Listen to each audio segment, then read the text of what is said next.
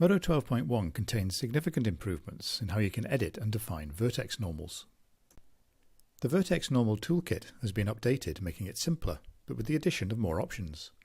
By default, the hardened and softened options are set to automatic mode, allowing you to quickly harden or soften any given selection.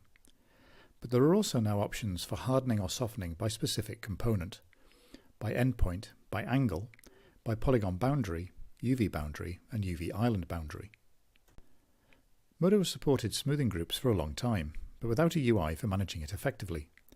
To support this way of working, MODO 12.1 now includes a smoothing group manager, a UI for defining and visualizing the groups within which polygons exist.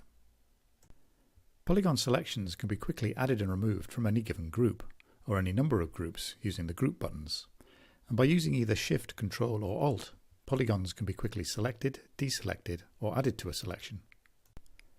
To significantly improve the way MODO handles a workflow revolving around manipulating vertex normals, the vertex normals of a model are now stored as part of MODO's native smoothing, rather than a separate vertex map.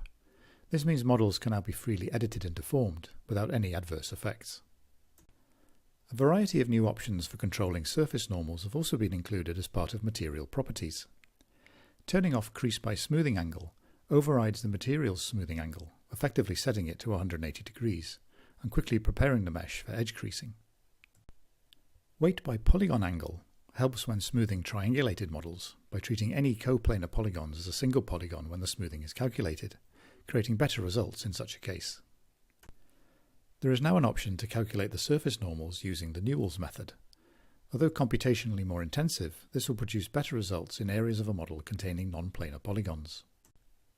And finally, there are options for controlling the effect of smoothing groups on a per-material basis. They can either be turned off, creased, which is the default, or forced.